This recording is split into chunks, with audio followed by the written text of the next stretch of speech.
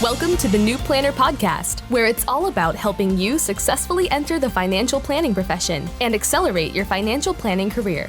This podcast will help you understand the profession, become familiar with the various career paths available to you, and avoid the mistakes that limit your success.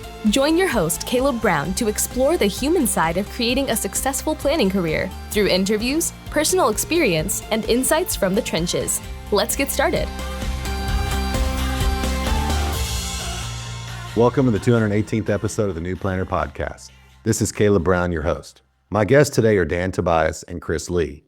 Dan and Chris work for Passport Wealth Management, where Dan is the CEO and Chris is an associate financial planner. Dan joins the show today to share his journey to starting his own firm, starting with growing up around financial planning since his father owned an RIA firm. He shares his thought process on the pros and cons of joining his father's firm and why it wasn't a good fit and why he left to travel the world for a few years. He also talked about reintegrating himself into the workforce and staying at a firm a few years before he started Passport. He went on to explain the ups and downs of starting a new firm and when he knew it was time to hire and what type of hire he thought he needed to make. Chris shares his journey of growing up in the industry, and even though he tried to go a different path, realizing that this was the path for him. He shares his own world travel stories and how he had his first interview with Dan while he was in the Philippines, and why they are such a good fit because they have so many things in common. Stay tuned for their thoughts on ideal clients and their most fun parts of the job. I hope you enjoy this episode with Dan Tobias and Chris Lee. Hey, Dan and Chris, welcome to the New Planner Podcast. Hello, Caleb. Good to be here. Happy New Year to you guys. Thanks for making time and coming on the show. You're welcome. Now you've dated the show. Everyone knows it's a January show. Yeah, so this is January 14th, so we usually try to stay 3 or 4 weeks ahead of time. So we've just to try to stay ahead of it. But hey, I know I've been trying to get you guys for a while. Really cool story, and I'm glad to have you on. And Dan, why don't we just start with you just to set the framework? Like, it's your business. You set the firm up. So just talk to us about, maybe an overview of how you got in financial planning and why you set up your own firm. Yeah, sure. I guess the question is, how far back do we go? I'll try and be quickish. So I was offered a position by my father coming out of college. I did not go to a CFP program. And I said, no, thank you. I want to make my own way. And 5 years later, making my own way, I was not doing anything in financial planning, but 5 years later, making my own way ended up being quitting my job after having saved up a bunch of money to travel the world with my wife. And so we did that for 2 years. Got back, we were still in our 20s, looked at each other, said, what do we know how to do? Turns out I'm in my 20s and I know how to plan for, save, and execute on an actual retirement. And it's like, oh, that's what my dad does. Maybe I should have taken that offer. And so he and I started talking, and I did take that offer. It was very kind of him. He didn't change the offer from what he had offered me 7 odd years prior. It was the same exact dollars I ended up getting paid. I was really appreciative of that. And so joined that firm. The problem was that it was in South Florida where I grew up, and I did not want to stay there. I did not want to be there. I had left Florida for college. I surely left for that trip around the world, and somehow going home just didn't feel right to me. And we did it for a few years. It worked out okay. We had our 3 kids. We grew our family. It was great. But it was time to leave Florida. That wasn't home to us. Maybe that was home to me where I grew up, but it wasn't home to us. So we talked about setting out and opening up a new shingle under the aegis of that firm for a whole lot of family reasons that could easily fill a volume of podcasts. That never happened. So instead, I found myself searching for my own position. Caleb, we talked back then when I was looking for a job. Sure did. So I was on that side of it at that point, and found through my network, a friend introduced me to another firm where I ended up. Started there. I lasted there about 2 years. That was not the right fit for me. Likewise, that firm owner was suddenly really interested in selling to a large, conglomerate, and I wasn't interested. So off I went we didn't want to move again. We were happy where we ended up. And so that was when Passport Wealth Management was formed. Got it. Yeah. And let me just go back to the last part there. I mean, are you a born entrepreneur, or were you an accidental entrepreneur because you couldn't really find a fit? Gosh, I love the way you phrase that. I think I have to say both. This was an accident. I never wanted it. I would have loved to have stayed at that last firm forever if it had worked out. But I think those who have known me my whole life will say, no, there's no chance that I'm anything but a born entrepreneur, and this was always going to happen one way or another. So I'm going to stick to both, but depending on who else might be answering that question, they might have a far stronger opinion. When did you found Passport? How long have you been at it thus far? 2018, I think. May 2018. So was that about 6.5 years or something like that? Yeah, yeah. Okay.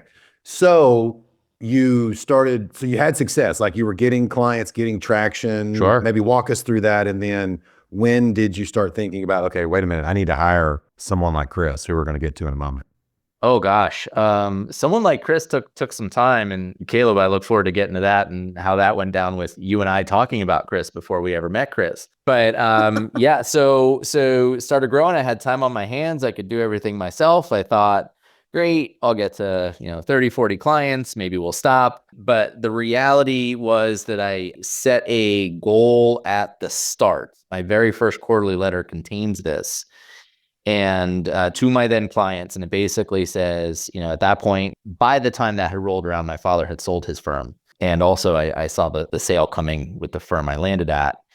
And I saw that happen twice. And basically what I put in that letter was that I don't want to do that. I want to be able to transition my relationship in such a way, my work in such a way that you, my client, will never notice. That gradually over time, you will come to be served by a bevy of other individuals. And when I start to exit stage right, it will be seamless because there will be people around. So that necessitated some amount of growth. That necessitated some amount of hiring a person like Chris. And it just took some time to get there and some growth. But that, I'd say, from day one, again, going back to that accidental owner, from day one, I hated doing this alone.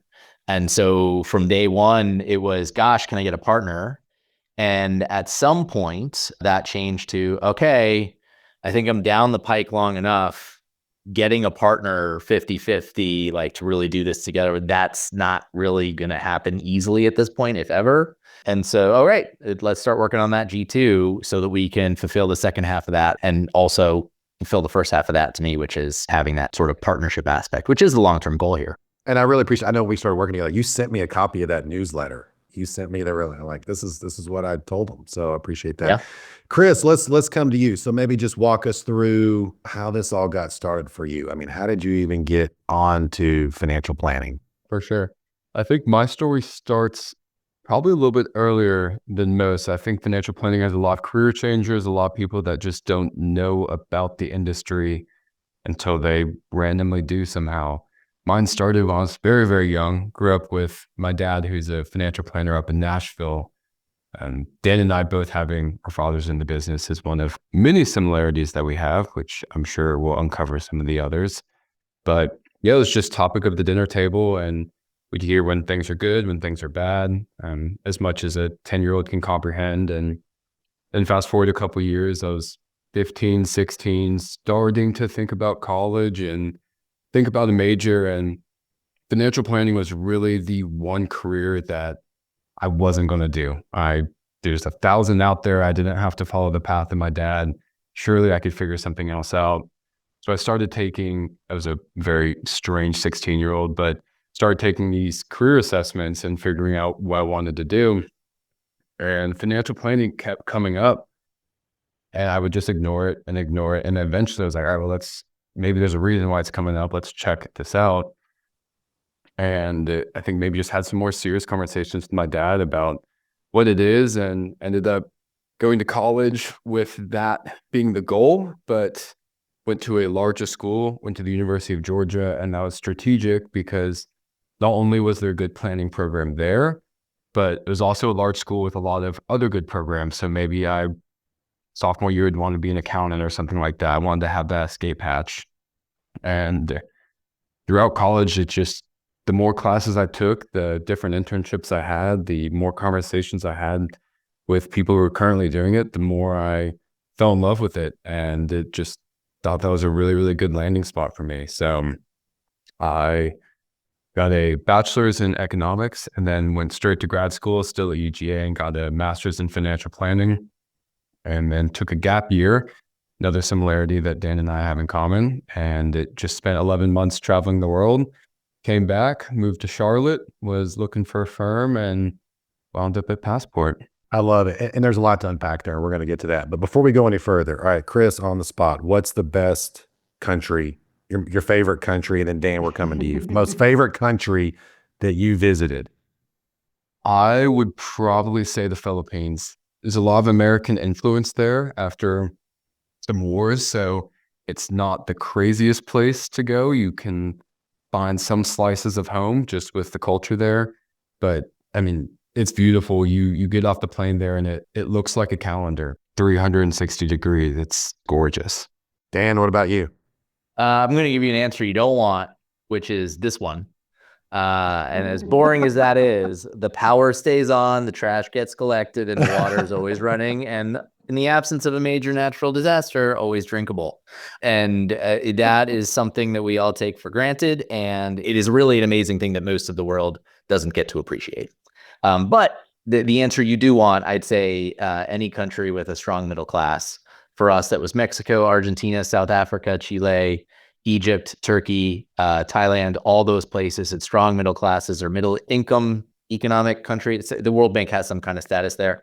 And all those countries were places that our dollar went really far. We could get around easily. We could do a lot of things, and we could have fun because there were people there, locals, doing the same. Talk to us a little bit more about your firm. I mean, who are you guys trying to attract? And maybe Dan, we'll start with you. What do you charge, and what kind of service and process are you taking them through? Yeah, all great questions. So I'd say I never really drank from the niching Kool-Aid too terribly much. We do have a sizable number of clients who are actually in this industry in one way, shape, or form, tied to investment houses and things like that. But that's not something we advertise or market to. It's just sort of something that's happened. I'd say really our focus is, to the degree I can define it, it's roughly Gen Xers who really don't want a traditional age 65, light switch retirement. Instead, some level of a dimmer switch, et cetera. That said, probably if I look at our client mix, Gen X is probably on the low side relative to boomers and millennials. Just something about it. Getting people in their 50s is seemingly harder than talking to people in their 30s and 60s, I guess. But generally, I'd say all sort of feel the same value of their time with respect to great. We value this as a service. We value not having to do these things, not having to think about these things, knowing that we're taken care of, and also value that, hey, we're skating to something other than just the traditional age 65, flip the light switch sort of thing, which is not a great way to define it from a marketing standpoint. But nonetheless, that's I think where we are. Beyond that, what we charge, we are different here. So starting off, I always struggled with the straight AUM. I saw a few other people doing sort of a complexity-based fixed fee that they would amend every couple of years. I didn't love that either. There's a whole bunch of people out there now doing the flat retainer. I see issues with that I didn't love. And so we've sort of hybrided it all. So to the degree we are managing assets, we charge 50 basis points, which is a lot less than most. And then simultaneously, we add a fixed fee to that based on the complexity of the client. So that fixed fee might range, I think at the lowest end for us is $1,000 to $2,000. At the highest end is starting to push 10. And the two get added together, divided by 4, and build in arrears. Got it. Okay. Sounds good. So you were growing the client base, and then we started having discussions about kind of who to hire. So let's go down memory lane there. Because I think if I remember right, the candidate you wanted was someone that had a lot more experience than Chris. Did I get that right? Yeah, well, I'll take it further. I won't even say the candidate, Caleb. I said to you, I don't want to hire someone straight out of school. Specifically, and these are not my words, so these cannot be attributable to me, what I'm about to say. I have a particular manager boss of mine early in my career steered in my brain. This was back when I was at IBM. New hires at IBM in the division I was in were called band 6s. When you started out of college, you were a band 6 and you would go up to band 10. And I remember this particular manager saying, I don't want any stinking band 6s. I don't want people who are going to ask me if they can wipe their arse. I don't know if I'm allowed to curse on podcasts. I don't know what the rules are. And that sentiment has been seared with me.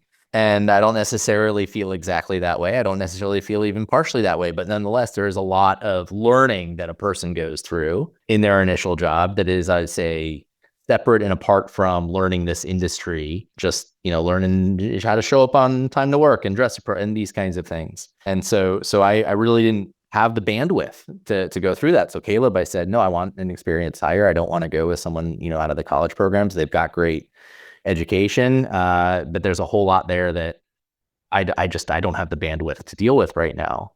And you put 3 candidates in front of me. 2, I poo-pooed right away. 1, I was ready to hire on the spot. You said, no, we got to talk to all of them. The first 2 faded out pretty quick. The third one, after I talked to him, eventually a lot of tossing and turning, decided to pass for a variety of reasons. And then you said, by the way, I know you said no college hires. I know you wanted experience, but you got to talk to this guy. It's just too good of a match. You both have traveled. You've got that in common. You both have fathers in this business. There's just so much here. By the way, he's got a master's. It's not quite like out of a bachelor's. He's got good internship time. And I was like, I'm up the creek right now. I got nothing to lose in a phone conversation. And Caleb, I am forever indebted to you. That was some of the best advice I've gotten in this entrepreneurial journey, because here we are and it's been great. Chris, had you heard that? Did you have the inside story, or is this the first time you're hearing that? I've heard it before, but it doesn't hurt to hear again. It makes me feel pretty good. Well, and Chris, I want you to talk about your perspective. The timing was just beautiful, right? You'd come back and you were already in Charlotte, so maybe you had no experience. And I think I told you on the phone, like, this firm owner that I'm representing does not want to talk to anybody that doesn't have any experience. And look where we are now. So we got it to work. So maybe just talk a little bit about maybe what you did to get Dan to hire you. Do you know? I don't. I wonder if it's even just a combination of, maybe because, Caleb, you prefaced, hey, this is going to be an uphill battle. Maybe I went into an interview more calm and just more relaxed. But yeah, I don't know. Dan, I don't know if you're willing to answer that, but that would be interesting. I can try. I'd say I think the travel had a lot to do with it. Not so much in terms of a commonality, but in terms of an opportunity. I hope this doesn't sound patronizing, because I went through the same thing myself, but in just a space of maturing. And so all those kinds of things that I described with respect to learning the job that I didn't want to deal with, you had in a sense dealt with already via either A, the internships that you'd had, or B, just being on the road, having to fend for yourself every day. And so there was a whole lot in that, that A, I lived, I respected, I understood. But that led to you just having a certain confidence about you, and B, a certain modesty about you as well. You said, hey, I've got a master's, but I don't know what I'm doing yet. I don't want you to think that I can come in and do all the things, right? I need to learn. And so those things combined, I think, gave me a very real comfort that, hey, you're not willing to just say whatever it takes to get a job, which is common. A lot of people will say whatever they think needs to be said, right? But also a confidence in yourself and an ability to get through it, to learn and to grow. And I think that learning and growing, that growth mindset was evident. And I think that is a big, big, big thing that is something that we work on daily. A lot of it was the internships too, right? You came into this with 3 internships that you kind of glossed over earlier. So Yeah. But you're no slouch, right? No slouch. I knew when we talked that a lot of Dan's fears, he wasn't going to have those with you, because I knew what his fears were because of the items he just laid out. But why don't you talk to us a little bit about just when you guys started interviewing? Here you are, you just moved to Charlotte. I think you were in Nashville or something at that point, or in a foreign country somewhere. I think your first interview, you were in Africa or something. I don't know. You tell the Himalayan mountains in India, and my hair was way too long for an interview. So why go to a sole practitioner? There's a lot of risk on your part. Why do that when you could have interviewed with all the big firms in Charlotte? That's a really good question. Yeah, so how Dan felt about hiring someone out of college is how I felt about working for a small shop. So it just makes it that much crazier that we're here. I think what it was is there has to be a good fit, which I felt there was one, and there still is one with Dan. So that gave me a lot of confidence in going through with interviews and then really seriously considering the offer. But that entrepreneurial itch that you guys were talking about earlier, I think that's something that I have to a degree as well. And that can be scratched a little bit easier at a place like Passport versus one of the bigger boys. So I think just kind of a combination of that, and felt like there was maybe a higher ceiling, definitely a lower floor, but chasing a higher ceiling is what brought me to Passport. Paint the picture, if you would, right now, as detailed as you can. I mean, you've been there about a year, right? So we're a year into this. So when you first joined, what was your role? What were you spending most of your time doing? Learning is the cop-out answer, and I could argue that's still a lot of my role today. But one of the great things about a small firm is there's just a lot more flexibility. I think one of the first conversations Dan and I had the week I started was, what do you want to do? What do you want this to look like? I mean, I'm doing it all right now. What would you like me to kind of slowly hand the reins over to you on? And so there's particular things I'm interested in. There's particular strengths that I have. There's particular strengths that Dan has and things he's interested in. And I think we're able to just really, through clear communication, kind of mesh those together. And so it's a little bit of everything, honestly. I think I'm involved in most pieces of the process, and not just kind of pigeonholed in paperwork or tax planning or one specific thing, but it's really a holistic view of financial planning. What's been the biggest obstacle making this transition from student to professional, the hardest thing for you to overcome thus far? I think in a classroom, whether it's high school, college, or an extracurricular activity, an internship, I've found it easy my entire life to just kind of float towards the top because everyone's on a similar playing field. So to go one step up is not that difficult, but going into a career, interacting with someone every day who's been doing this for 15 years. And so there's absolutely a knowledge hierarchy there. And I think knowing that it's funny, in Salesforce, Dan's name is Master Jedi, I think, and mine is Young Padawan. And Chris did that, to be clear. Chris did that. Dan had Master Jedi there, and I saw that. You're right. That was their funny. First, yeah. I'll add Young Padawan, which is silly, but that's truly what this is. Like this is a role where, for at least the first year, Dan is the technical expert. So I find I'm having to go to someone else almost every single day versus creating an environment where people can go to me. I think that's changing, and that will continue to change as I learn more and develop expertises. But that was definitely tricky, being in an environment where I just was not able to rise to the top spot as quickly. And maybe expand on that a little bit, like your role with clients. I mean, are you interacting with these people? Are you bringing in clients? What are you doing there? Not bringing in any clients yet. That's a long-term goal of mine. Sitting in on just about every single meeting, kind of acting as a backup to Dan. I'll mention things that were glossed over or things like that, sending more and more emails to clients and just trying to be more hands-on in the whole process. But for now, Dan's definitely doing most of the leading in the meetings, and then I'm there as a note taker / secondary type person. And I'd say that is already starting to change. So I think it was the very last meeting we had. It was on Zoom. And one of the things we needed to do was log in with the client to their 401k to pull some stuff down. So Chris did that research in advance. When we started the meeting, the client logged in. Chris took over that person's screen, did that work while I was able to continue talking to the client about another matter. It didn't work. And then the client had a call. But basically, then at that point, Chris had been involved enough in that, I'll say, fairly administrative nuts and boltsy kind of thing that literally the rest of the meeting, we were tag teaming off of each other in terms of what the next thing is. Chris had made we didn't have an agenda for this meeting because it was kind of not quite impromptu, but it was quickly scheduled for the purpose of this administrative task. So Chris had put together this short list of other things that we might want to try and talk about while we were on the line. And so Chris was keeping me honest with respect to that, speaking to some of them on his own, right?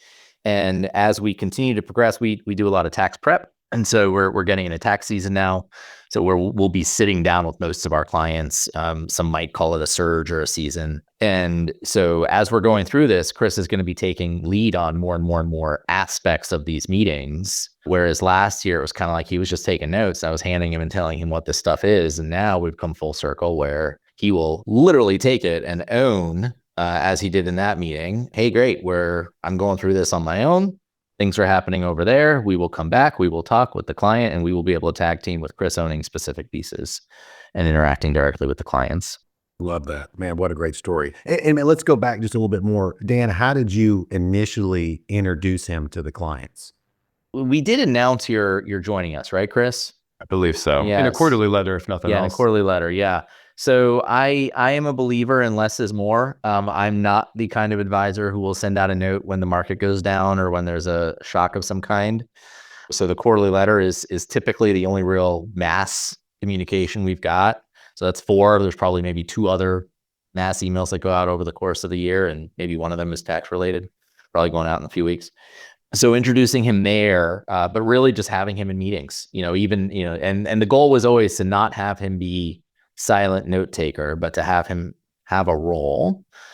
I don't think I've been as great at that goal as I would have liked. I think there have been plenty of meetings, Chris, correct me if I'm wrong, where you have said virtually nothing because there wasn't a role specified for you in advance. Just and that's me not doing the things that I'm saying I need to do to support your development. With time, though, I think that we're getting better at that, and that's less and less the case. And so that introducing, it's being present, it's joining, even when there's really no need, Chris, for you to join. Sometimes we'll have you join anyways, just for the FaceTime. And then I'd say most importantly is the quarterly letter that went out yesterday, which congratulated Chris to our client base for having passed the CFP exam this past November, which I Congratulations. It's a big deal. Thank you.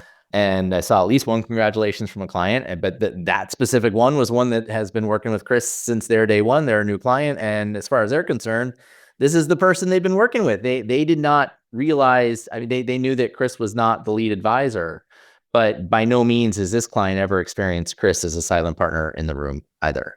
So I think with time, we're continuing to introduce and bring him in more and better ways. And Chris, any comments how's that process been for you? I know when I started out, that was a nerve-wracking experience for me. It is nerve-wracking. Dan's mentioned something with imposter syndrome. And so I think he's helping coach me through that a lot. I think he might have more confidence in me than I have in myself. So having someone there to you can do this, you got that, has been, I think will continue to be just a big piece in getting me up even more to speed. And you mentioned you passed the CFP again. Congratulations. Anything else that you're working on? Any other skills that you think you need to develop, or it could be technical, could be managerial, could be relational? I think one that comes to mind right now is seeing the big picture. You can understand a client's property and casualty insurance well, or their tax picture, or investments, but marrying them all together, not only in a cadence of client communication, but just from a planning perspective, I think that's an art. And that's something that definitely comes with experience. Yeah, a lot of times it's just reps, right? We've kind of touched on that throughout the episode. Dan, I want to come back to you, then we'll come back to you, Chris. I want to get your input on this. And you guys have talked a little bit about this, but can you point to 1 or 2 things? Why has it worked so well the last year? Gosh, that's a great question. I think, Caleb, I think a lot of that credit goes the 2 of us, Chris and I, but I think a lot of that credit also goes to you for putting us together and recognizing a good match in terms of melding of personalities and things like that. And yeah, I think we have been, both of us, mindful with respect to blind spots and things we can do better and ways to communicate and all of those kinds of good things. But I think ultimately, I think it's just effort being put in all the way around to make it good and strong. And, it's something we haven't talked about, or the long-term plans of Passport and what that means for Chris in terms of equity. I don't know if that matters. But my goal is that Chris be here for his career, for the duration, right? And so hopefully, I won't put words in his mouth, hopefully that's his goal as well. And so with that being the end framework, the end goal in mind, it's okay, great. How do we get there? And that's a lot easier to, I think, plan for and manage for in terms of working well in a first year. Then great, what busy work can I give you? Because I just got to get something off my plate. Chris, what do you think? Why does it work so well the last year? I agree with everything that Dan said. I think I'll add one more thing is honesty and open communication. Dan is a very honest dude, and I am someone who really appreciates candid feedback. And I think that pairing has made it work really well. There could be interpersonal conflict in any office, but I think because we are both so honest with each other, nothing ever boils up, which is a really good thing in an office. And yeah, just to double down Dan's point, I think we're just a very good personality fit. We enjoy the same things, and it's fun to just talk outside of financial planning because we have the same interests. Most fun part of the job. I mean, you've been doing this job for a year now, outside of the internships. What's been the funnest part of it?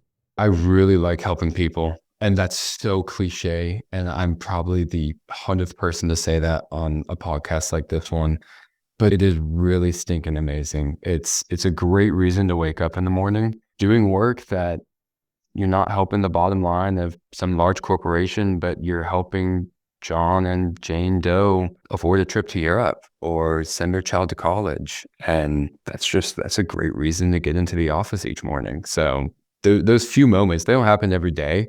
They're not always incredibly clear to see, especially only being here for 1 year. But those moments scattered throughout are really great.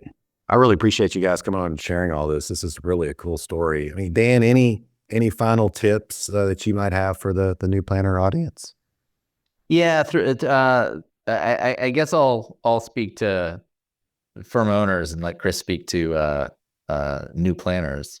So I was listening to a Kitsis and Carl podcast recently, and I don't even know if it was a new one. So good luck finding if it was recent or not. It might have been like months old. And they were talking about a breakdown in a process. I think getting drinks in a meeting, and the process didn't say for the person to ask if the client would want drinks because whoever wrote the process thought that was just general hospitality and they should just know.